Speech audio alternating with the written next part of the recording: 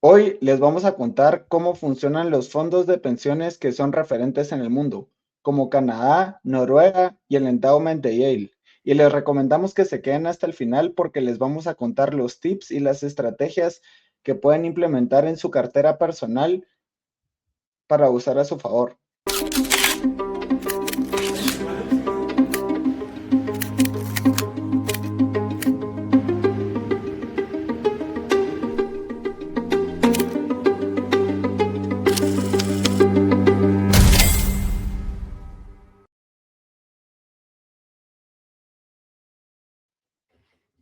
Hola, buenas a todos, bienvenidos. Como les mencionaba Nico, hoy les vamos a contar fondos que son de referencia y cómo los podemos ir aplicando en nuestra cartera personal. Obviamente estos fondos manejan miles de millones, pero nosotros, siendo retail, podemos igual seguir las buenas prácticas que ellos hacen y los consejos y el tipo de activos, como ya les hicimos un video anterior, que era los tipos de activos en los que uno puede invertir. Ahorita vamos a hablar de un desglose de una cartera tomando como referencia estos grandes fondos, ¿verdad? Vamos a hablar de tres modelos: canadiense, noruego y el de Yale. Iniciamos. Bueno, ¿y por qué? ¿Verdad? ¿Por qué copiar un fondo de pensión o un endowment como es el de Yale? ¿Verdad? Esto que nos da son mandatos, ¿verdad? Que ellos usan, y nosotros debemos entender que no todos los activos van a tener un buen rendimiento todos los años, ¿verdad? Algunos años los public equities o acciones, stocks que nosotros vemos, el mercado, el S&P 500 va a rendir muy bien. Hay otros que los alternativos, digamos, real estate va a rendir mejor, otros que la renta fija va a rendir mejor y otros que el cash va a rendir mejor. Tal vez el mercado cae y el cash va a ser un buen colchón, y esto entonces nos funciona de tener una diversidad de activos y con esto tener un buen rendimiento a largo plazo. Y aquí, ¿verdad? Vemos un horizonte temporal de 100 años.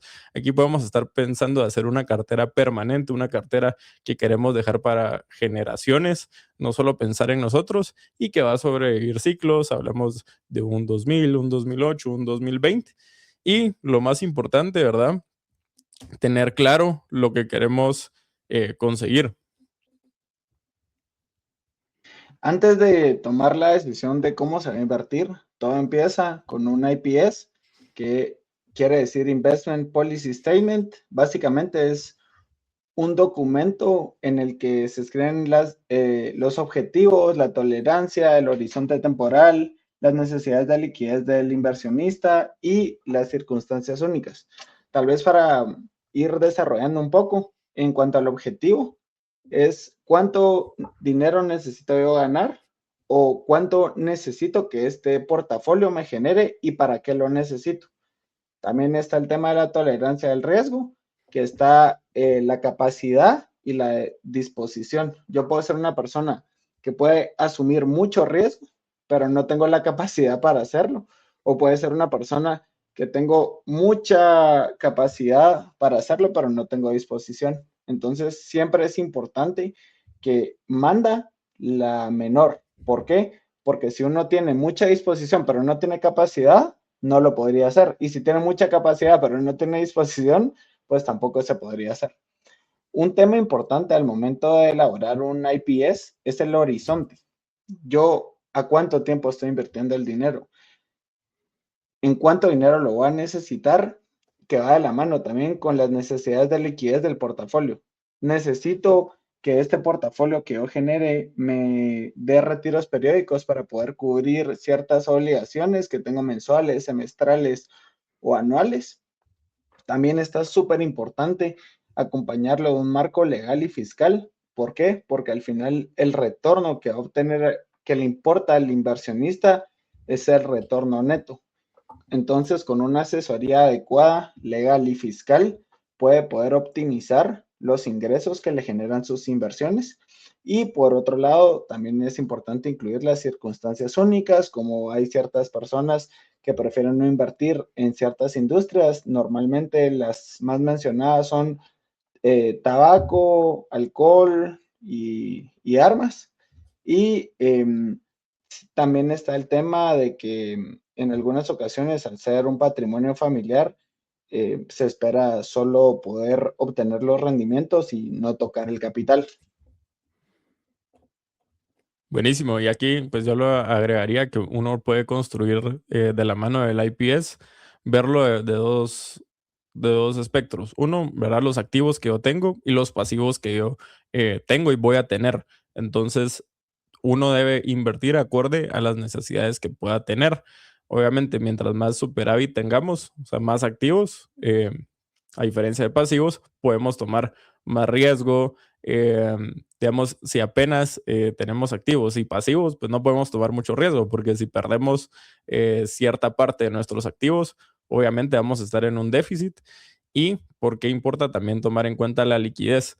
Porque, digamos, si tenemos que hacer pagos en un muy corto plazo, me invento, tengo hijos y se van a ir a estudiar afuera o van a empezar a estudiar en una universidad privada, yo la voy a pagar en 3 años. Obviamente no puedo invertir esa cantidad en algo que vaya a ser volátil porque en 3 años yo lo necesito y eso en un muy corto plazo. Entonces, digamos, ahí también uno puede hacer sus canastas de metas. Digamos, si tengo 1 millón o 100,000, puedo decir, bueno, el 30% me va a cumplir con este objetivo que tengo, que es a cierto plazo, y no tiene que tener volatilidad o que sea la menor. Entonces, puedo ir así segmentando mi portafolio de la mano con las necesidades que yo vaya a tener. Ahora vamos a iniciar con el primer caso referente en el mundo, que es el modelo de Canadá. Básicamente es gestión interna. Las inversiones se tratan de hacer de la forma más directa posible y es referente mundial en cómo organizar un fondo de pensión. Acá les traemos el ejemplo de CPP Investments, que es uno de los fondos. Más adelante les contaremos sobre los Maple 8, que son los 8 fondos de pensiones, digamos, más referentes en Canadá. CPP ocupa el número 1 y básicamente como ellos lo manejan es 36% en renta variable, 22% en capital privado. Acá hago la aclaración que igual son empresas, solo que no cotizan en la bolsa. Tienen la oportunidad de hacer inversión directa o coinversión junto con algún otro socio aliado. Le dan un peso importante a la infraestructura, energía y bienes raíces, también pues al final sector inmobiliario, alrededor del 20% de la cartera, pues también llevan la parte soberana, que son bonos gubernamentales, aproximadamente el 13%, y por último tienen un 9% en crédito. Esto es lo que hemos escuchado como private credit, que es básicamente deuda que se le presta a empresas privadas. Y lo importante de esto que es 42%, digámoslo así, 42 de cada $100 están en mercados privados y son gestionados por el mismo equipo de CPP Investments, no a través de terceros, que esto refuerza un poco la idea que ellos buscan hacer la inversión directa porque entre menos capas o menos intermediarios hayan entre el dinero y la inversión, el retorno aumenta para el inversionista, porque si hay que pagarle fee a un broker para poder acceder a este instrumento, pues todo eso va golpeando el rendimiento del portafolio. Sí, aquí la tesis, si lo vemos en macro, ¿verdad? Es estar bastante expuesto a equities, acciones comunes, acciones de empresas que nos van a proporcionar este crecimiento, digamos, la renta variable y capital privado, estamos hablando de un 58%, y activos alternativos, si se basan en la presentación anterior que hicimos, un 20%. ¿Qué tiene esto? ¿Verdad? Que es bastante ilíquido, no es que nosotros podamos vender rápidamente un proyecto de infraestructura o de bienes raíces. Y también lo que mencionabas, que ellos tratan de tener los fees más bajos. ¿Por qué? Porque ellos manejan miles de millones. Obviamente, eso alguien retail es mucho más difícil. ¿Por qué? Porque estamos hablando que ellos tienen que tener un equipo bien grande, ¿verdad? Entonces hay que comparar cuánto me puedo ahorrar en fees comparando con yo contratar a las personas. Entonces ahí es donde ellos tienen la diferencia y entramos a Yale, ¿verdad? Este es el fondo, el endowment de referencia que todos utilizan. Tiene hasta un programa, un máster que te dejan estar dentro del endowment y ver cómo se toman las decisiones y en qué está orientado, ¿verdad? También en equities, renta variable, alternativos y esto que nos da, pues, y liquidez. Si lo vemos, aquí nos vamos en activos alternativos, que es la porción más grande, 55%, 23% de retorno absoluto. Esto también son activos alternativos principalmente. Podemos hablar de hedge funds, equities, un 14% también en equities de Estados Unidos y afuera, y un 7.5% en efectivo y bonos. Entonces, ¿qué es lo que busca? Y liquidez, ¿verdad? Horizonte temporal de muy largo plazo y solo en un corto plazo tiene este colchón de liquidez que es de un 7 o un 10%. No es que se pueda vender muy rápido el portafolio y a veces en una necesidad de liquidez tal vez tengan que deshacerse de posiciones en un ambiente que no sea tan beneficioso. ¿Y cuál es la diferencia entre el de Yale y el de Canadá? Que en este pues, son inversiones en directas. Ellos no es que tengan un staff que gestione, digamos, si hacen una inversión en infraestructura, como el episodio anterior que hicimos de Carlos Colón, que habla de Sochi, si ellos hacen un proyecto de infraestructura, lo delegan, ellos solo pues ponen el dinero y obviamente hacen su due diligence del proyecto, pero no es que ellos mismos lo vayan a ejecutar. Y en tercer punto tenemos el caso de Noruega. Este sí, es el fondo soberano más grande del mundo, que está financiado principalmente por el petróleo que ellos tienen. Súper curioso, casi todo está indexado, es la forma más barata, transparente y global para poder invertir. A los que están más interesados por este tipo de inversión, les recomiendo el libro The Little Book of Common Sense Investing. Es de John Bogle. John Bogle es el fundador de Vanguard, que es una empresa de inversiones, y pues básicamente lo que él se dio cuenta es que yo no sé si, por ejemplo, Apple va a ser la empresa ganadora de la década en cuanto hablamos a tecnología, pero lo que él sí sabe es que si uno compra un basket, que es una canasta, con todas las empresas tecnológicas, pues seguramente una dentro de ellas va a ser la ganadora y se van sustituyendo, pues, cómo funcionan los índices, ¿verdad? Que van metiendo a las ganadoras, entonces uno siempre va a tener a la ganadora ahí. Y este modelo es el más fácil de copiar de los tres que les hemos enseñado. En cuanto a la estrategia, es al contrario de Yale, acá no se busca el mejor gestor, sino se busca comprar el mercado entero. Es el fondo que tiene, pues, el fondo soberano más grande del mundo, con más de 2 billones de dólares. Y tienen un dato súper curioso, es que tienen participaciones pequeñas en más de 7,000 empresas. Estamos hablando que son aproximadamente dueños del 1.5% de todas las acciones cotizadas del mundo. Y algo súper importante es que al estar indexados se desvían, pues la variabilidad con su índice de referencia es muy, muy baja. Y la idea no es ganarle al mercado, sino ellos tienen un enfoque más sistemático, que es tener los retornos que el mercado dé y sin hacerse muchas vueltas. Y lo último que también es súper importante, que este es un consejo que les dejamos ahí para sus carteras, es dejar en el mandato escrito bien qué es lo que se busca. Entonces ellos tienen pues un consejo independiente en el que se excluyen las empresas relacionadas con armamento, carbón, derechos humanos o daño ambiental grave. Y al final es súper importante también tener claro en qué sectores uno no quiere tener exposición.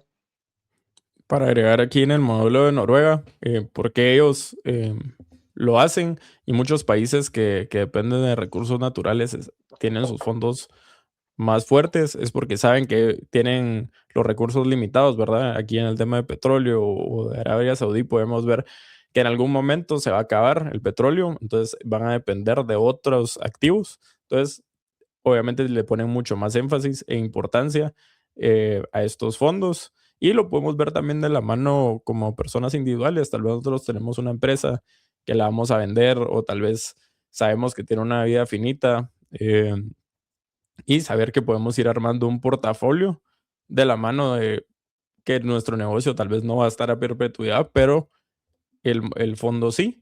Y lo que usan, digamos, por ejemplo, el modelo de Noruega y otros, es que dicen, bueno, quiero que me rinda de un 10 a un 12%, y el 3% es lo que voy a retirar cada año. Entonces, el poder adquisitivo del fondo siempre va a estar creciendo, o sea, rindiéndome un 7, yo le retiro el 3, y asimismo nunca voy a estar tocando el capital, que es lo importante para que esto dure generaciones. Y solo una breve descripción comparativa de los tres fondos. Canadá, o sea, lo que tiene, invierte en alternativos y en renta variable, que son acciones. ¿Y qué es lo que ellos tienen? Por el tamaño que tienen, ellos pueden manejar todo in-house, ellos mismos no delegan la gestión. Luego nos vamos al modelo de Yale, que funciona muy parecido.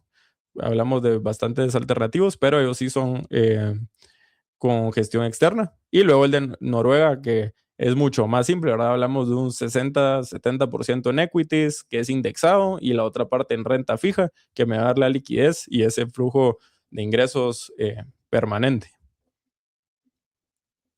Y aquí los que no han visto las gráficas, ahorita los invito a poner la imagen donde pueden ver la comparativa de la cartera de cada uno y cómo, ¿verdad? El de Yale tiene bastante en privados y alternativos, el de Canadá también, haciendo el mix, ¿verdad? Con cotizada, y luego el de Noruega, que es principalmente renta variable y renta fija. Ahí es donde ellos se mueven y buscan la eficiencia en todos los costos.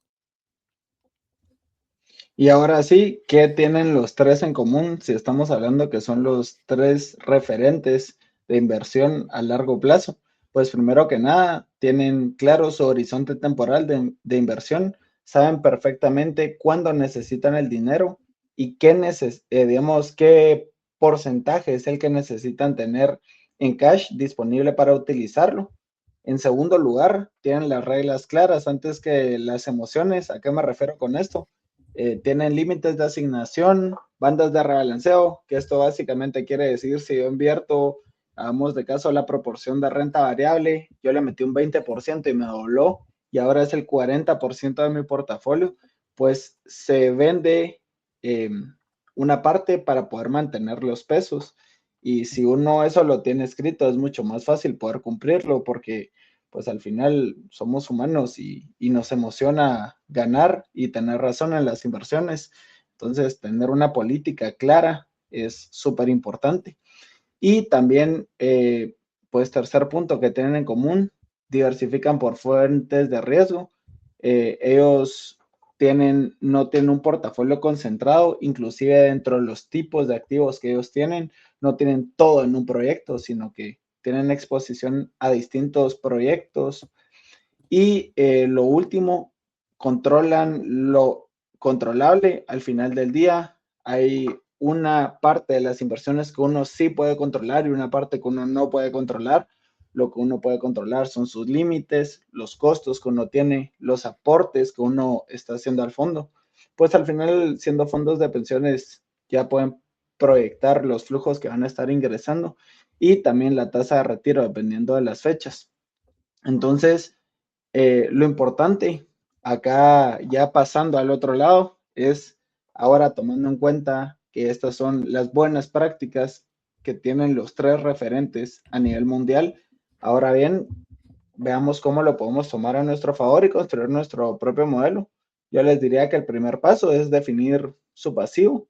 Básicamente es a qué edad se quieran retirar y cuánto van a necesitar al año y por cuántos años, porque si uno se retira a los 60 y pues planea vivir 20 años con X monto, tiene que llegar a un saldo diferente a que alguien que se quiere retirar a los 50 y vivir, pues calcula hasta los 80, 90. El segundo paso es escribir su IPS. Es súper importante tener el objetivo de retorno al portafolio, el riesgo que uno puede tomar y recuerden en diferenciar el willingness y el ability, que uno pueda hacerlo, no necesariamente significa que tiene la capacidad o que uno tenga la capacidad no necesariamente quiere decir que uno tiene que hacerlo. También están las necesidades de liquidez, que al final son temas personales, y pues al final sirve mucho elegir un modelo base. Podemos tomar el caso de Noruega, como comprar fondos indexados y tener exposición al mercado en su totalidad, o pues ser más, en el caso de Canadá o Yale, que es más gestión activa. Hago la aclaración que para poder acceder a las inversiones que tiene Yale, pues el patrimonio tiene que ser muchísimo más alto, por lo que me atrevería a decir, y como lo mencionamos, el fondo más fácil de, la ideología más fácil de copiar es la de Noruega, por la gestión indexada, y nuevamente controlemos lo que podemos controlar. ¿A qué me refiero con esto? La cantidad que se aporta al mes, cada cuánto se rebalancea el portafolio, qué porcentaje se va a retirar cuando llegue el momento y a partir de qué momento vamos a retirar. Y pues algo súper importante es que uno no tiene que andar viendo esto todos los días, pero sí tiene que haber una gestión activa de forma periódica, puede ser cada 3 meses o 6 meses, y pues obviamente estar pendiente de las noticias de las empresas, en el caso de ser cotizadas o proyectos, en el caso de ser inversiones privadas. Pero en resumen, lo importante es que uno fije y controle lo que uno puede controlar. De primero está las necesidades que voy a tener, y en base a eso, de las necesidades y el monto que voy a necesitar, vamos de adelante para atrás, cuánto tengo que aportar, por cuántos años y cuánto dinero puedo llegar a tener para el momento que yo decida jubilarme. Lo más importante acá es mientras antes uno empiece a crear tu propio modelo, ¿verdad? Mejor por el lado también del interés compuesto, mientras más tiempo, más retornos vamos a tener. Y esto nos sirve, o sea, tener las cosas claras nos sirve para cuando las cosas vayan mal, qué hacer. Porque uno cuando todo va bien, todos somos felices y somos Warren Buffett, y cuando todo va mal es cuando tenemos que tener las cosas claras, escritas y seguir un plan. Y lo bueno de estos modelos es que sí puede ser replicable, ¿verdad? Y tomar las buenas prácticas que los demás hacen. Tal vez uno, lo más sencillo es invertir, indexarse, invertir en bolsa por la facilidad que da, pero también tenemos que ver nosotros como la cartera nuestra como un total. No solo ver, muchos solo ven tal vez el portafolio que tienen de equities, pero tal vez tienen invertido en inmobiliario, tienen invertido en bonos, en renta fija y en acciones. Entonces siempre a la hora de tomar decisiones, verlo como una cartera completa, y lo importante, ¿verdad? Siempre es el proceso que uno lleve, no necesariamente, pues el resultado influye, pero lo más importante siempre es el proceso que yo lleve a cabo y que las decisiones que tomé fueron las mejores con la información que yo tenía.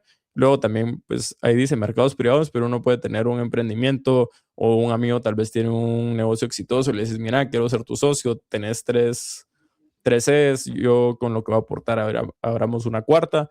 Entonces, es como traer las ideas de afuera exitosas, aterrizarlas en nosotros. Bueno, y eso sería todo por hoy. La verdad que esperamos, con estos episodios weekly irles transmitiendo poco a poco y despertando el interés, resolviendo sus dudas. La verdad que pues estamos muy contentos, que ya sentimos que estamos construyendo comunidad y ya pues no es frecuente, recibimos comentarios. Igual sepan que pues las puertas más que abiertas en lo que les podamos apoyar, y pues como siempre, si nos pueden apoyar con un like, comentarios, suscribiéndose, o más que todo compartiéndole a sus amigos que crean que les puede interesar este tipo de contenido, de nuestra parte más que agradecidos, para que podamos seguir pues haciendo esto y consiguiendo invitados de un excelente nivel. Gracias para los que se quedaron hasta acá. Nos vemos la otra semana.